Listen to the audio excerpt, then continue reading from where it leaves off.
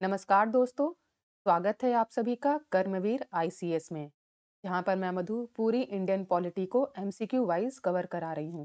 आज का लेक्चर है 7, जो कि बेस्ड है constituent assembly and making of the constitution. ये सारे के सारे एमसीक्यू आपके एग्जाम के लिए बहुत ही हेल्पफुल होंगे, तो मेरी आप सभी से रिक्वेस्ट है कि एग्जाम देने से पहले इस पूरी की पूरी प्लेलिस्ट को कम से कम 3 से 4 बार देखकर जरूर जाएं, जिससे कि आप एग्जाम में क्वेश्चंस को अच्छी तरीके से अटेम्प्ट कर पाएं। तो चलते हैं पहले क्वेश्चन की तरफ। क्वेश्चन नंबर फर्स्ट, यहाँ पे आपको असर्शन दे रखा है। Assertion A, the constitution of India has become the longest one. Reason R, the chapter on fundamental rights has been borrowed from the model of American constitution. Choose the correct answer using the code given below. Question का कह रहा है कि भारत का संविधान सबसे लंबा बन गया है, कारण मौलिक अधिकारों पर अध्याय अमेरिकी संविधान के मॉडल से लिया गया है। नीचे दिए कोड का उपयोग करके सही उत्तर चुनें। तो आपको इसमें से सही उत्तर का चुनाव करना है। तो आपके ऑप्शन हैं both A and R true and R is the correct explanation of. तो देखिए, जो स्टेटमेंट है कि the constitution of India has become the longest one, ये बिल्कुल सही स्टेटमेंट है, लेकिन जो इसका रीजन दे रखा है कि the chapter on fundamental rights has been borrowed from the model of American constitution, ये इसके रीजन को पुष्टि नहीं करता है। स्टेटमेंट तो दोनों ही सही है, लेकिन जो रीजन है वो दावा असर्शन को पुष्टि नहीं कर रहा है। तो both A and R are true, but R is not the correct explanation of A, ये इसका आंसर होगा। तो option B is the right answer. चलते हैं नेक्स्ट क्वेश्चन की तरफ। Question number 2, the concept of fundamental rights as incorporated in the Indian constitution has been adopted from. भारतीय संविधान में शामिल मौलिक अधिकारों की अवधारणा को कहाँ से अपनाया गया है? आपके ऑप्शंस हैं A France, B Britain, C United State of America या डी रसिया। तो क्वेश्चन नंबर 2 का आंसर क्या हो जाएगा? Option C United State of America. चलते हैं नेक्स्ट क्वेश्चन की तरफ। Question number 3, idea of fundamental rights is adopted from the constitution of. मौलिक अधिकारों का विचार किसके संविधान से अपनाया गया है? आपके ऑप्शन हैं A Britain, B Ireland, C Canada या डी अमेरिका। तो तीसरे क्वेश्चन का आंसर क्या हो जाएगा? Option D America. चलते हैं नेक्स्ट क्वेश्चन की तरफ। Question number 4, who was the first nominated deputy chairman of the constituent assembly. संविधान सभा के प्रथम मनोनीत उपाध्यक्ष कौन थे? आपके ऑप्शन हैं A T Krishnamachari, B VT Krishnamachari, C HC. Mukherjee या डी फ्रैंक एंथोनी। तो चौथे क्वेश्चन का आंसर क्या हो जाएगा? Option D Frank Anthony. चलते हैं नेक्स्ट क्वेश्चन की तरफ। Question number 5, the tradition of written constitution begin from which of the following countries. लिखित संविधान की परंपरा निम्नलिखित में से किस देश से शुरू हुई? आपके ऑप्शन से A Japan, B Bharat, C Britain, D America. तो पांचवें क्वेश्चन का आंसर क्या हो जाएगा? Option D America. चलते हैं नेक्स्ट क्वेश्चन की तरफ। Question number 6, among the following given names whose portfolio in the first cabinet of India 1947 was different from his portfolio in the interim government 1946. Jagjivan Ram, दूसरा doctor Rajendra Prasad, तीसरा C H Bhabha, चौथा सरदार बलदेव सिंह। तो छठा question क्या कह रहा है कि निम्नलिखित नामों में से भारत की पहली कैबिनेट 1947 में किसका पोर्टफोलियो अंतरिम सरकार 1946 में उनके पोर्टफोलियो से अलग था? आपके ऑप्शन हैं ए Jagjivan Ram, D Rajendra Prasad, C H Bhabha या डी सरदार बलदेव सिंह। तो क्वेश्चन छठे का आंसर क्या हो जाएगा? बताइए, क्वेश्चन छठे का आंसर हो जाएगा ऑप्शन डी ओनली थर्ड। ठीक है, ऑप्शन डी होगा। छठे का आंसर क्या हो जाएगा बताइए आप लोग? Option D only third. तो सी एच भाभा का जो पोर्टफोलियो था वो डिफरेंट था उनके इंटरिम गवर्नमेंट से 1946 में जो उनको मिला था। ठीक है, तो चलते हैं नेक्स्ट क्वेश्चन की तरफ। Question number 7, Indian Indian constitution consist of, भारतीय संविधान किससे बना है? आपके ऑप्शन है 300 articles, B 350 articles, C more than 400 articles, D 500 articles. तो सातवें क्वेश्चन का आंसर क्या हो जाएगा? Option C more than 400 articles. चलते हैं नेक्स्ट क्वेश्चन की तरफ।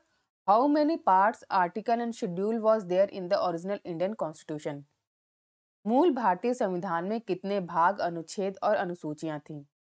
आपके options A 22 parts, 395 article and 8 schedule, B 24 parts, 450 articles and 12 schedule, C 22 parts, 390 articles and 8 schedule, and D 24 parts, 425 article and 12 schedule.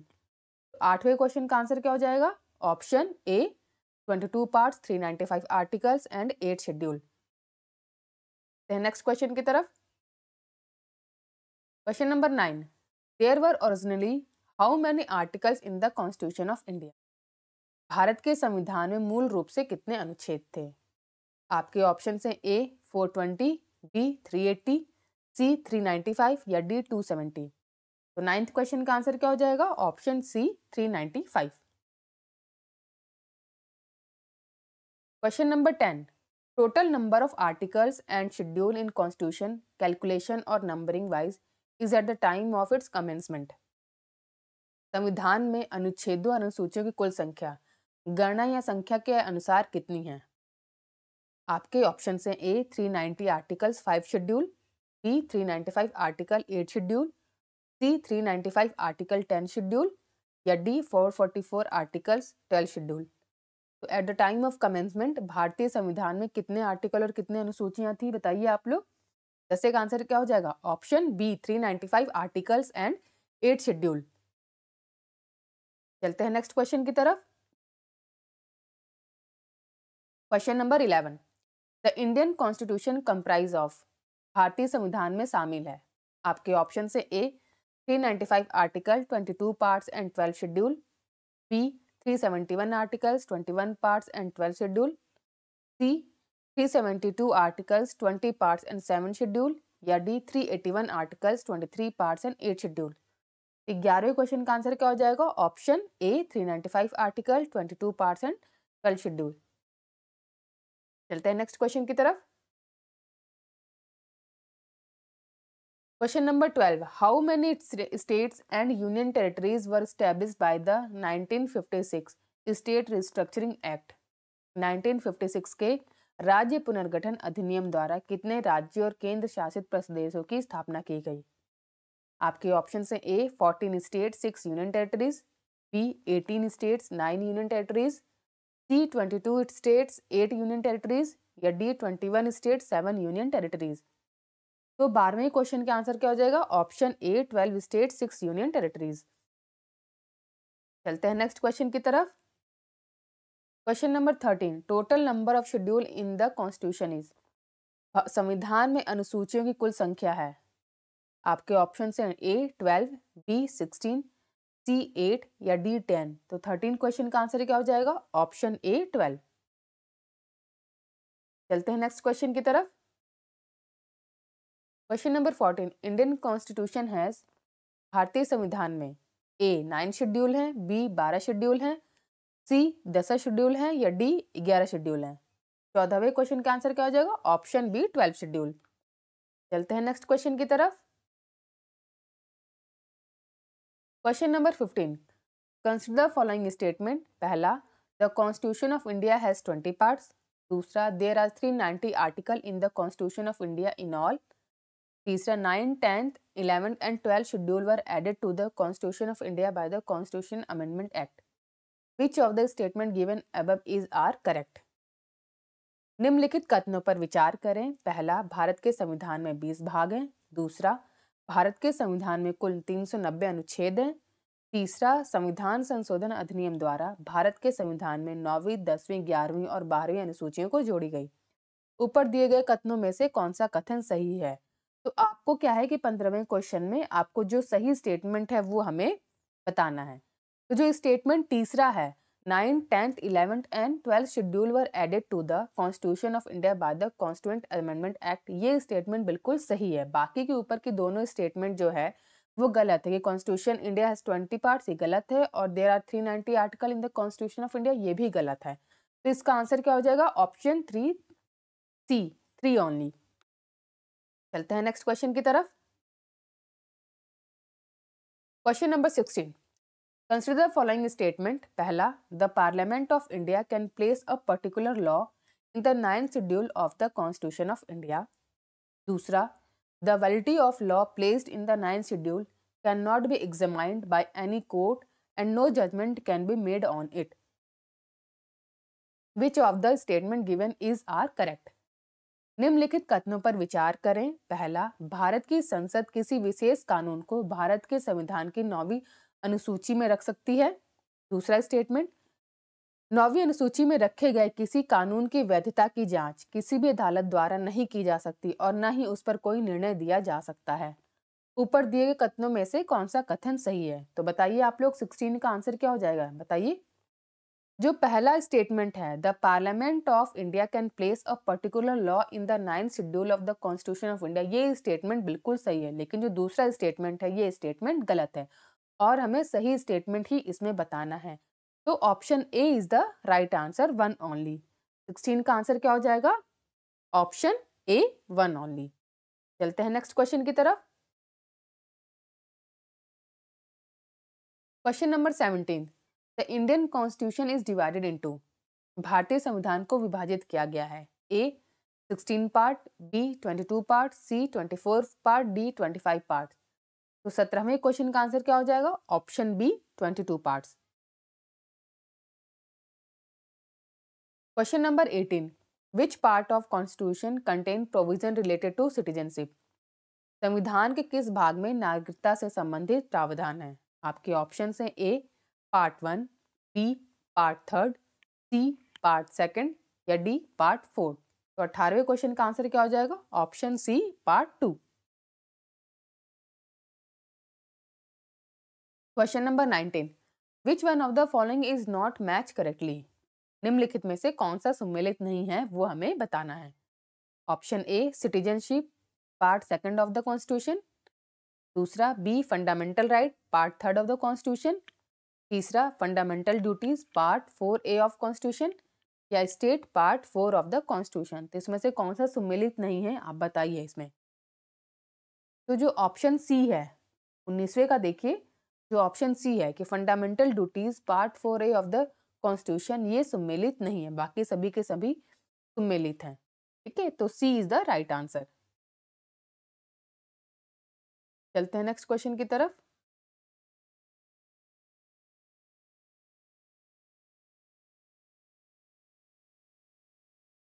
Match list 1 with list 2 and select the correct answer from the code given below। अब हमें इसका मिलान करना है। Formation of new state किससे related है, citizenship of India ये किससे related है, फंडामेंटल राइट किससे रिलेटेड है, और सेटिंग ऑफ एडमिनिस्ट्रेटिव ट्रिब्यूनल ये किससे रिलेटेड है। तो बताइए आप लोग, 20वें का आंसर आप लोग भी मिलान कीजिए इसका, ये किससे रिलेटेड है। 20वें का मिलान कीजिए। चलिए तो हम लोग मिलान करते हैं 20वें का। तो फॉर्मेशन ऑफ न्यू स्टेट ये आर्टिकल 3 ऑफ द कॉन्स्टिट्यूशन से किया जाता है। Citizenship of India part 2 of the constitution से डील होता है। फंडामेंटल राइट क्या है, पार्ट 3 ऑफ द कॉन्स्टिट्यूशन से, और setting of administrative tribunals part 323A of the constitution से बिलोंग करता है। तो इसका राइट आंसर क्या हो जाएगा? पहले का दूसरा, ए का 2, बी का 1, सी का 4 और डी का 3। 2143, 2143 आप लोग देखिए ऑप्शन में, ऑप्शन ए 2143। तो A is the right answer.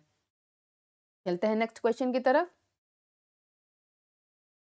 Question number 21, which one among the following is not correctly match. निम्नलिखित में से कौन सा सही सम्मिलित नहीं है। Citizenship part 2, the union territories part 7, the municipalities part 9A, election part 15। तो 21वें का आंसर क्या हो जाएगा? Option B, the union territories जो है वो सही मिलान नहीं है। ठीक है, बाकी तीनों के तीनों, जो सिटीजनशिप है वो पार्ट 2 से बिलोंग करता है, द म्यूनिसिपैलिटीज पार्ट 9A से बिलोंग करता है, और इलेक्शन पार्ट 15 से बिलोंग करता है। ठीक है, तो जो यूनियन टेरिटरीज है वो पार्ट 8 से बिलोंग करता है। चलते हैं नेक्स्ट क्वेश्चन की तरफ। Which part of our constitution envisages a 3-tier system of panchayat? हमारे संविधान का कौन सा भाग पंचायतों की त्रिस्तरीय व्यवस्था की परिकल्पना करता है? आपके ऑप्शन हैं A part 9, B part 10, C part 11 या डी पार्ट 12। तो 22वें क्वेश्चन का आंसर क्या हो जाएगा? ऑप्शन ए पार्ट 9। चलते हैं नेक्स्ट क्वेश्चन की तरफ। Question number 23, which part and chapter of the Indian constitution deal with the legislative relation between the union and the state? भारतीय संविधान का कौन सा भाग और अध्याय संघ और राज्यों के बीच विधायी संबंध से संबंधित है? आपके ऑप्शन हैं A part 11 and chapter 1, part 11 and chapter 2, C part 12 and chapter 1 या डी पार्ट 12 एंड चैप्टर 2। तो 23वें क्वेश्चन का आंसर क्या हो जाएगा बताइए आप लोग? 23वें का आंसर होगा option A part 11 and chapter 1। चलते हैं नेक्स्ट क्वेश्चन की तरफ। Question number 24, which one of the following schedule of the Indian constitution list the name of state and specifies there territories? भारतीय संविधान के निम्नलिखित में से कौन सी अनुसूची राज्यों के नाम सूचीबद्ध करती है और उनके क्षेत्रों को निर्दिष्ट करती है? आपके ऑप्शन हैं ए फर्स्ट, बी सेकंड, सी थर्ड या डी फोर्थ।